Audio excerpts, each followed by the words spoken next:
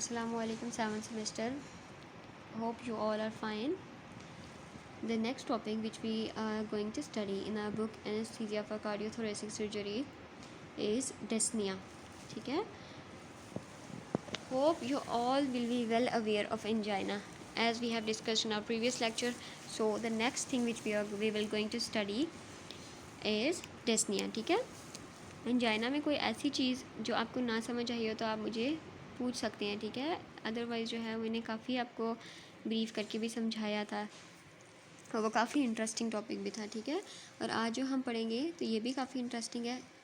ये भी उसी की एक कॉम्प्लिकेशन का हम आगे ले रहे हैं जिसको हम डेस्निया कहते हैं. डेस्निया बेसिकली मेडिकल टर्म होती है शॉर्टनेस ऑफ ब्रेथ के लिए या फिर एयर हंगर को डिस्क्राइब करती है, ठीक है.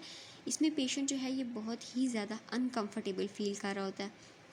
ये बहुत थोड़ी से ज़्यादा की तरफ जाती है और ज़्यादा से सीरियस और सीरियस से फिर ये लॉन्ग लास्टिंग ज़्यादा टाइम तक भी रह सकती है. इसमें हमारे पास ये होता है कि पहले तो ये डिफ़िकल्ट होता है हमारे पास कि हम ये डायग्नोज़ करें कि डेस्निया आखिर हो किस वजह से रहा है और फिर उस लिहाज से हम उसकी ट्रीटमेंट करें, ठीक है. क्योंकि ये डिफरेंट कंडीशंस के अंदर डिफरेंट तरह के सिम्टम्स शो करता है, डिफरेंट तरह में आ जाता है, ठीक है. ऑलमोस्ट काफ़ी सारी ऐसी डिजीज़ हैं जिसमें डेस्निया एक साइन होता है, ठीक है. तो उसको डायग्नोज करना कि किस डिजीज़ के लिहाज से डेस्निया हो रहा है, फिर उसको आगे हमने फर्दर ट्रीट करना, ये एक डिफ़िकल्ट टास्क होता है, ठीक है. नेक्स्ट अगर हम साइंस और सिम्टम्स अगर देखें डेस्निया के मोस्टली तो सिम्टम्स में इस पेशेंट को ब्रीदिंग प्रॉब्लम्स होती हैं, ठीक है. नॉर्मल जो हेल्दी पीपल होते हैं ना उनके अलावा ऐसे लोग जो ओवर एक्सर्शन करते हैं, ज़्यादा वर्कलोड करना शुरू करते हैं अगर, तो उनको में ब्रीदिंग प्रॉब्लम्स होती हैं. ब्रीदिंग प्रॉब्लम्स की वजह से शॉर्टनेस ऑफ ब्रेथ होगी जिसको डिस्निया कहेंगे हम. और डिस्निया जो है इसके अलावा ओवर एक्सर्शन की वजह से या फिर ऊंचाइयों वाली जगह पे ज़्यादा वक्त गुजारने से भी होता है, ठीक है. और इसके सिम्टम्स जो होते हैं ये कंडीशन पे डिपेंड करते हैं. हमारी इस वक्त पेशेंट किस कंडीशन में है उसके लिहाज से ये डिपेंड करते हैं और ये वेरी करते रहते हैं. और साइंस जो है जो पर्सन एक्सपीरियंस करता है, ठीक है, ड्यूरिंग द डेस्निया, उसमें हमारे पास पेशेंट को शॉर्टनेस ऑफ ब्रेथ होती है after exertion due to medical condition. कोई भी काम करने के बाद या किसी भी किस्म की मेडिकल कंडीशन को देखते हुए, ठीक है.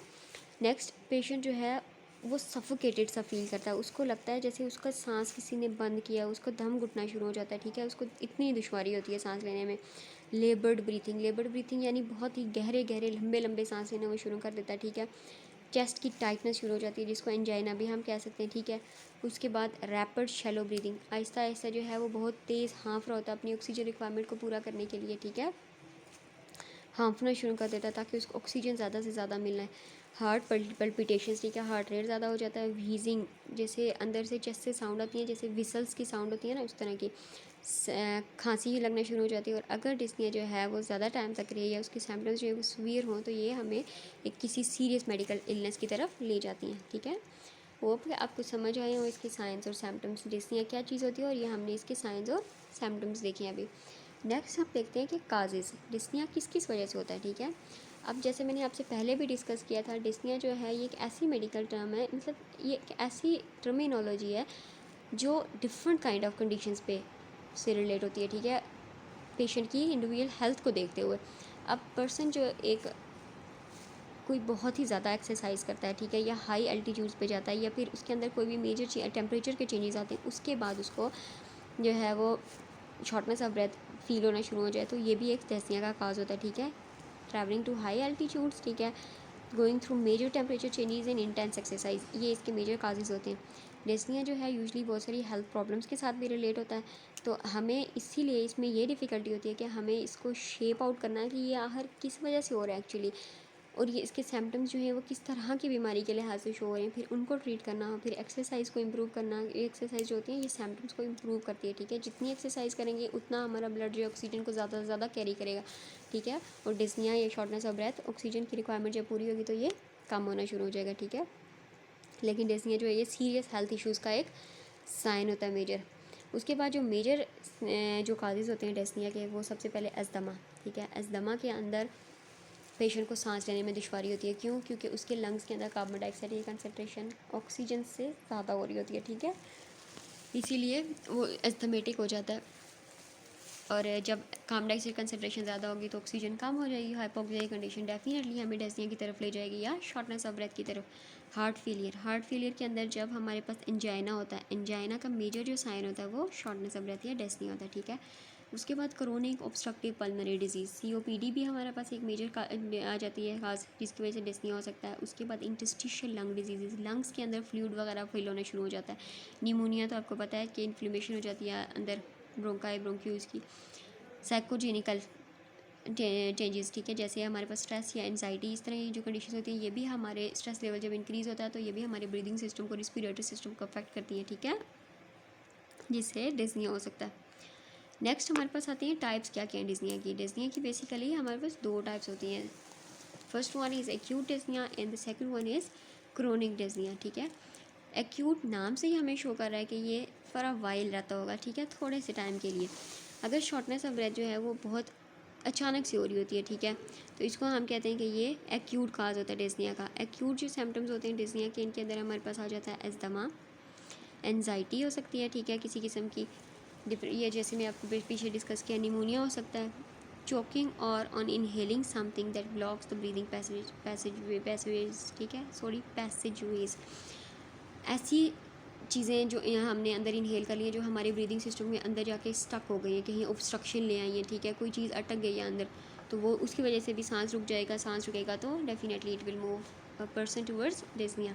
कोई एलर्जिक रिएक्शंस होते हैं उसमें भी ये मेजर साइन होता है, ठीक है। एनीमिया के अंदर, ठीक है, एनीमिया के अंदर भी एक मेजर साइन होता है कि इसमें भी हमारे पास एनीमिया देखें, उसमें ब्लड कम होता है पेशेंट के अंदर, ठीक है। अब ऑक्सीजन जो होता है वो हमेशा हीमोग्लोबिन की में से ही हमें मिलता है। जितना हमारी बॉडी के अंदर ब्लड होगा ऑक्सीजन की रिक्वायरमेंट उतनी ही ज़्यादा पूरी होगी, ठीक है, उतनी अच्छे से पूरी होगी। अब एनीमिक पेशेंट है उसके अंदर तो ब्लड पहले से ही कम है, ठीक है, अगर उसके अंदर ब्लड कम है तो ऑक्सीजन भी ज़ाहिरा कम है, ठीक है, ऑक्सीजन कम होगा तो पेशेंट जो है वो डेफिनेटली शॉर्टनेस ऑफ उसको ब्रेथ होगी तो डिस्निया की तरफ चला जाएगा। सीरियस ब्लड लॉस जिसकी वजह से एनीमिया होगा तो तब भी यही कंडीशन जो मैंने आपको अभी बताई है।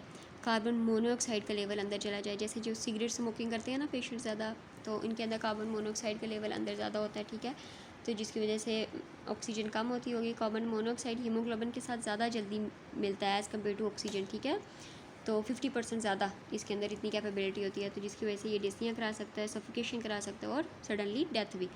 हार्ट फेलियर के अंदर भी मेजर साइन होता है hypotension which is low blood pressure, ठीक है, बीपी जब कम होता है तब भी हमारी जो बॉडी है उसके अंदर ब्लड का प्रेशर कम हो रहा होता है, ठीक है, जो वाइटल ऑर्गन से उनकी तरफ ऑक्सीजन नहीं पहुंच रहा होता प्रॉपरली, पेशेंट फेंट फील करता है और उसको डिस्निया का साइन शो होता है।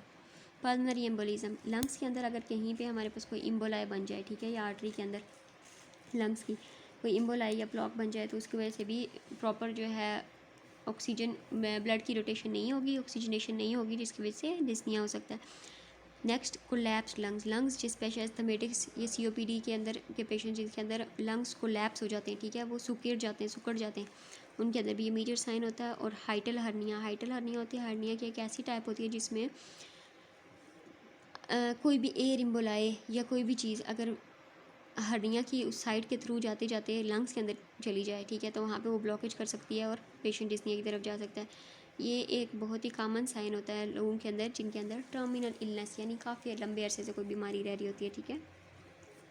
सेकंड टाइप हमारे पास आ जाती है क्रोनिक डिस्निया। अगर कोई पर्सन शॉर्टनेस ऑफ ब्रेथ उसको महीनों तक हो रही है, ठीक है, तो ये क्रोनिक डिस्निया यानी लंबे अरसे तक हो रही है तो क्रोनिक डिस्निया की तरफ होगा। जैसे कि अस्थमा के अंदर होता है, COPD के अंदर होता है, हार्ट प्रॉब्लम्स, हार्ट फेलियर के अंदर, ओबेसिटी मोटापे की वजह से भी हो सकती है, और साथ में इंटरस्टिशियल पल्मोनरी फाइब्रोसिस, ये सारी चीज़ें मैंने अभी आपके साथ पीछे डिस्कस की हैं कि कौन सी चीज़ किस तरह से अफेक्ट करती है, ठीक है। कोई फाइब्रोसिस या फिर ऐसी चीज़ें जो हमारे लंग्स के टिश्यू को स्कार करती हैं यानी उनके अंदर इन्फेक्शन कर देती हैं, ठीक है, तब भी। एडिशनल लंग डिजीज़ देखें और क्या क्या चीज़ें होती हैं जो डिस्निया काज कर सकती हैं। और डिजीज़ जैसे मैंने आपसे पहले भी अभी डिस्कस किया था ना कि dyspnoea different kind of conditions के पे डिपेंड करता है, उसके लिए वेरिंग कंडीशंस होती हैं कि ये किस वजह से हो रहा है अभी, ठीक है। तो अगर हम मुख्तलिफ लंग कंडीशंस को देखें जो डिस्निया काज कर रही हैं, तो एडिशनल लंग डिजीज़ जो शॉर्टनेस ऑफ ब्रेथ करवाती हैं उसके अंदर हमारे पास सबसे पहले क्रोप होता है, ठीक है। क्रोप के बारे में मैं आपको दोबारा स्टडी करके भी इसको फर्दर बताऊंगी। ये भी एक लंग की कॉम्प्लिकेशन होगी जिसमें बंदा ब्रीदिंग ठीक करके नहीं ले सकता।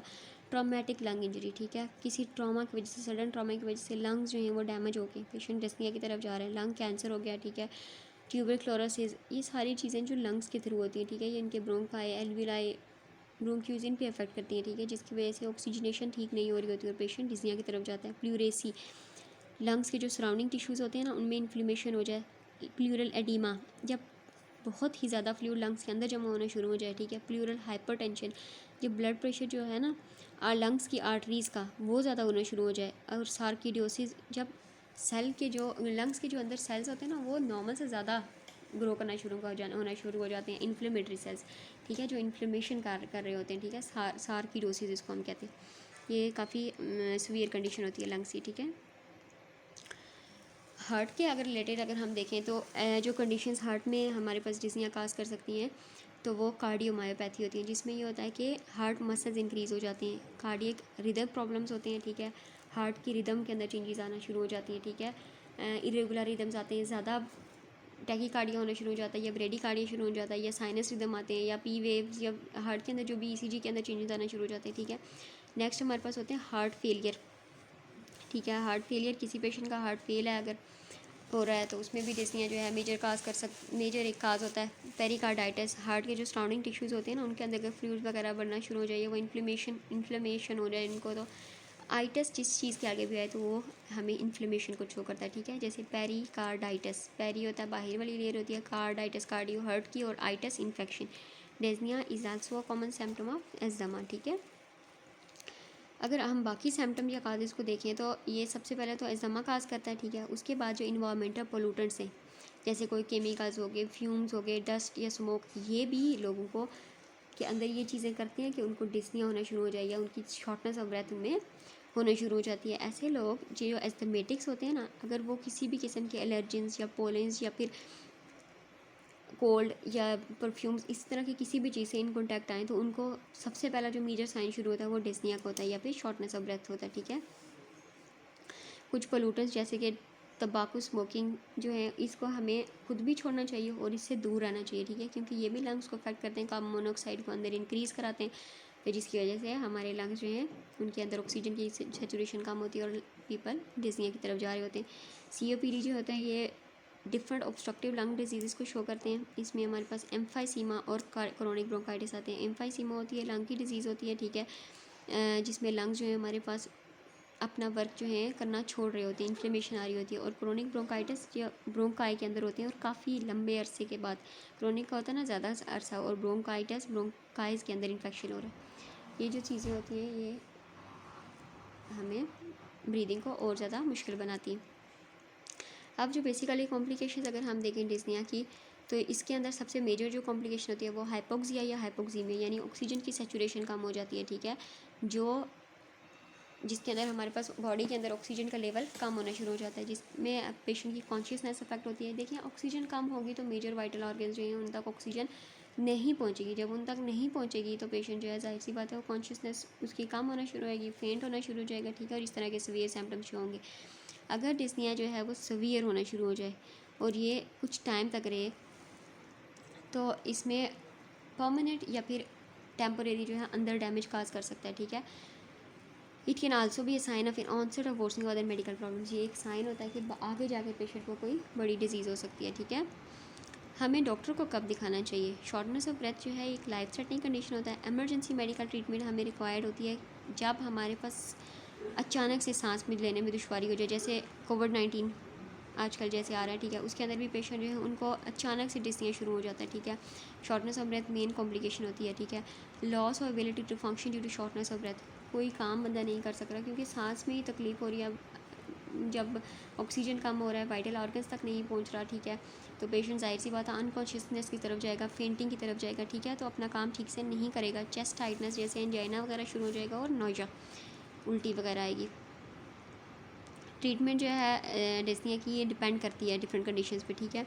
अगर हम देखें कि पर्सन अगर उसको थोड़ी बहुत सांस में तकलीफ़ हो रही है तो वो ये करे कि थोड़ा देर रिलैक्स हो जाए, कोई जो काम करे उसको छोड़ दे, बैठ जाए, रेस्ट करे तो वो ठीक हो जाएगा। अगर ये अस्थमा या COPD के पेशेंट के अंदर अगर हम देखें तो उनके अंदर जो है ऑक्सीजन, हमारे पास ऑक्सीजन की सप्लीमेंटल ऑक्सीजन हमें देनी होगी ऐसे पेशेंट्स में ताकि उनको हम रिलैक्स कर सकें, या फिर ब्रोंकोडायलेटर्स जो उनके अंदर ब्रोंक्यूल्स हैं उनको जो है वो डायलेट करेंगी, जैसे कि हमारे पास आ जाते हैं इन्हेलर्स, ठीक है, या पम्प्स जो होते हैं ना एस्थमेटिक्स के वो यूज़ करते हैं हम।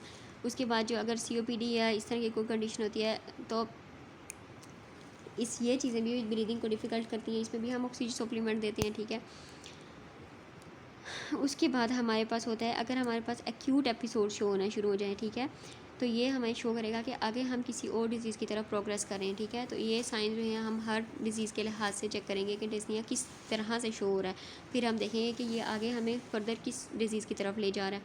अगर डिस्निया जो है वो अस्थमा के साथ लिंक आ रहा है, तो सबसे पहले तो हम इसको मेडिकेशन से ट्रीट कर सकते हैं, या फिर ब्रोंकोडायलेटर से, या फिर स्टीरॉयड से, ठीक है। अगर ये इन्फेक्शन से हो रहा है या जिसमें बैक्टीरिया निमोनिया हो सकता है, तो हम एंटीबायोटिक्स से इसको ठीक करते हैं। जो और बाकी मेडिकेशन जिसमें ओपियोइड्स होती हैं, non steroid anti inflammatory drugs, NSAIDs वगैरह, या फिर एंटी एंजाइटी ड्रग्स भी हम दे सकते हैं, जिससे पेशेंट को डिस्निया जो है वो रिलीव हो सकता है। उसके बाद ब्रीदिंग ट्रबल्स जो COPD की वजह से होते हैं ना, ये भी हमारे पास बेहतर हो सकते हैं, और इसमें हम स्पर्ड स्लिप ब्रीदिंग और ब्रीदिंग मसल स्ट्रेंथिंग एक्सरसाइज करते हैं, ठीक है। होंठ अपने बंद करके नाक से ज़्यादा लंबे लंबे सांस लेना शुरू हो जाते हैं, ठीक है। या फिर ब्रीदिंग मसल्स एक्सरसाइजेज करते हैं, जैसे एक स्पायरोमीटरी होती है, उसके साथ 3 बॉल्स होती हैं जिनको हम ऊपर चढ़ाना होता है, लंग्स की एक्सरसाइज होती है, ऑक्सीजन ज़्यादा अंदर जाता है इस कंडीशन में, ठीक है, और डिस्निया से ट्रीटमेंट मिलती है।